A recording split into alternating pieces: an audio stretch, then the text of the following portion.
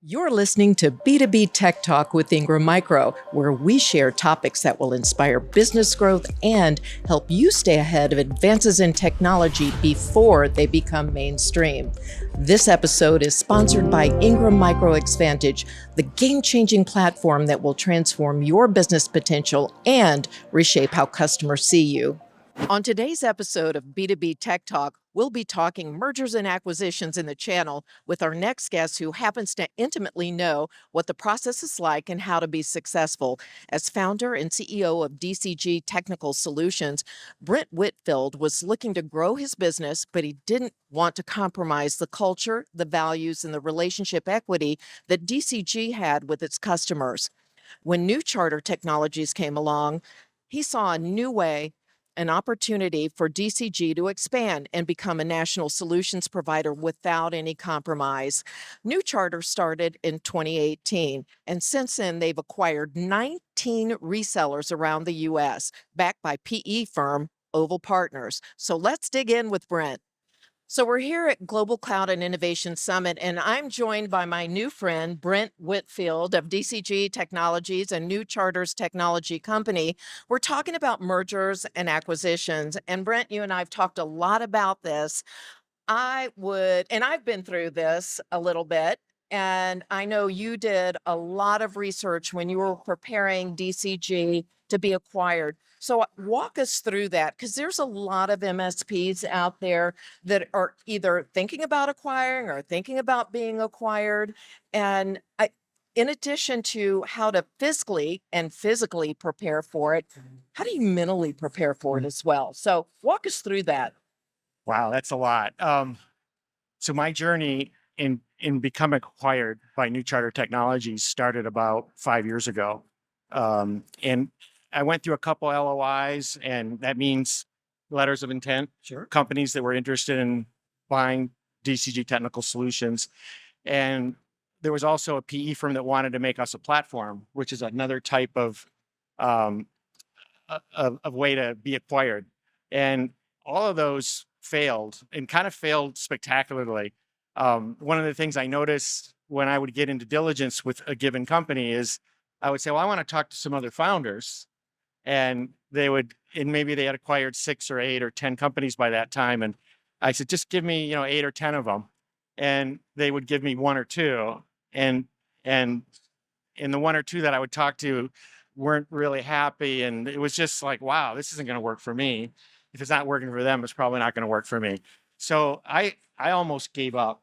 And when I met the CEO of New Charter Technologies, Mitch Morgan, actually at an event just like this, he said, look, I got another idea here. We're going to do it differently. And this is what we got in mind. And in the end, I was one of the founders of New Charter Technologies. And one of the things I'm really proud of is out of the 22 companies we've acquired so far, 21 of the founders are still part of New Charter. That is incredible, because that's usually the first to go, right? The CEO gets disheartened, they leave, and then what happens next? The employees leave, and then what happens next? The customers leave. Yeah, it's funny you bring up that scenario, because I used to sell against that in Los Angeles. So if a company was acquired by one of the bigs, I was all over that, because I knew that the employees would be pissed off, they would leave. Right. Yeah. Then the clients would notice something changed, then they would leave. And it was very easy to go to those clients right from their websites, testimonials, and say, how's it going? And most of the time we could pick them up. So being in that position of selling against large MSPs, and now I'm part of a large MSP, has made me very conscious about how we're doing this and how we're going to market. And I think that folks that may not be doing this right now or this year, or maybe they're thinking maybe next year, or maybe even 5 years down the road, there's some things that I learned that can help them get ready and prepare their company for that time. And also I can maybe dispel some of the myths that are out there. So give me some of that. What are some of the myths around acquisitions? So there's people probably here today saying to MSPs that you need to go rewrite your contracts and you got to get 2 or 3 year deals and cause all this disruption in your business so that you can be ready for us to acquire you. And that is so not the way that we approach it. In fact, we don't want you to touch your contracts. And we don't really care if they're month to month or annual or 2 or 3 year contract. We don't really care. What the myth out there is that you need long contracts to be acquired. And you don't. What we look at is the time that a client is retained. So we don't care how long their contract is. We just care how long you're retaining clients on average. So during our diligence, we're going to look at that. But we're not going to look at renewal dates because you really can't hold anybody to an MSP contract. And anyone who tries wastes a lot of time and money doing that. So you're talking in my experience, there's kind of one kind of M&A. There's one kind of acquisition. There's one kind of merger. Are there different flavors? Yes. Yeah. And so I think that's the other thing to get ready on when you're thinking about being acquired is decide what you want in an acquisition. So I feel like acquisitions are bifurcated against around 2 main categories. One is where the owner stays, and one is where there's a planned exit of the owner and they leave.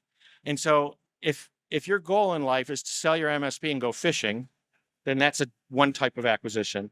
But if your goal is to have become a large, strong regional player, but then you want to become a national player and participate on a bigger stage, then you would want an acquisition where they preserve founders and want founders to stay. New Charter is one of those, and that's why I'm here. We actually require that the founders stay. We think that there's a natural 2 to 5 year transition time that's required to train the next set of leaders to run the operating companies, and you really can't get that in 6 to 18 months. You really need years to develop that next level of management. And at New Charter, we've got formal management training, executive edge programs that we're putting our middle managers through so they can run our operating companies. And some of us already have that in place. And since we're 21 companies, we're all at different stages, but the goal is to get everybody ready so that if a founder wants to move at the next bite, or that's the next time we sell, they can do so. And clients don't notice, employees. So it's totally seamless. It's seamless. And and I think that's why I think that's the other thing that you're going to notice with these large M&A deals, where in the scenario you talked about where clients quit. Right. At New Charter, we're growing by about 22% naturally per year, and most super MSPs fall to single digits, 7, 8, 9%, because they're trying to replace people and change people and create synergies that ultimately cause a lack of growth, and that adds a lot of risk. And so we think the other approach is better. So we talked a little bit about what you look for. What does quality of earnings mean? Yeah, so we care a lot more about quality of earnings than the length of contracts. And I think that quality of earnings can mean a couple things. At the most basic level, it's like how much of your revenue is from hardware sales, how much is monthly reoccurring services, and how much is projects. Okay. So those are the 3 main categories of revenue that MSPs have. And obviously an MSP that has more MRR is worth more than one that does a lot of hardware. They're both valuable, but the profit that we're going to pay a multiple on is worth more on the MRR than it is on the hardware.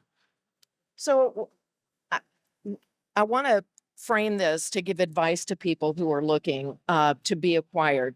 I think the first thing is they want to make sure they have their books in order and all of that. But I think there needs to be some soul searching first. So I was in that situation. I worked for a company that was preparing to be acquired. Right. And we went so far as to have a letter of intent. Yep.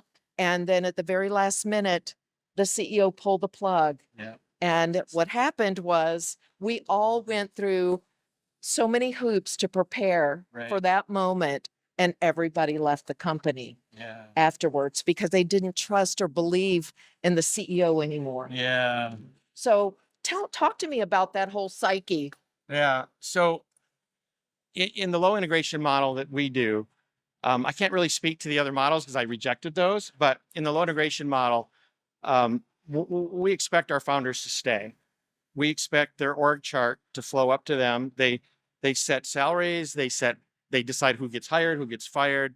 So the way the employees see them and the way they see their operating company doesn't change a lot.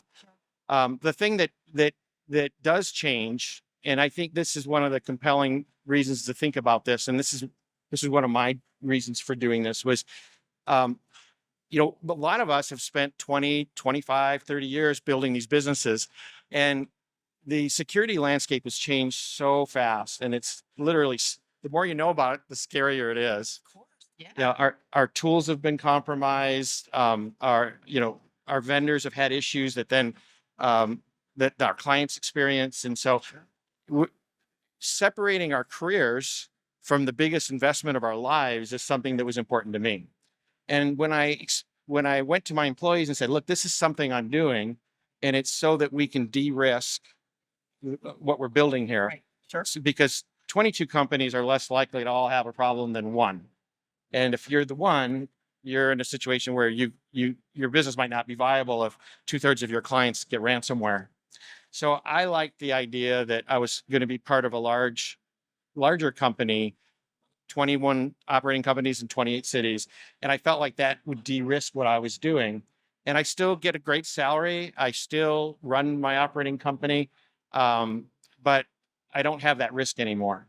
And I think the other pitfall that people don't talk about when they're being, or don't know about, is that there's different kinds, like most of the companies that are doing M&A will give a founder some shares, and they monkey around with B shares and C shares and profit appreciation shares and SARs.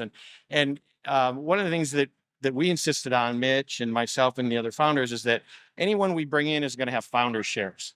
So when we get to that next bite, the reinvestment that we left in the new charter is actually going to be worth more than we were paid on the first bite. Mm-hmm. So what that does is it creates 21 founders in our case that are all rowing in the same direction, right, and wanting to get to create an MSP that the industry hasn't yet seen.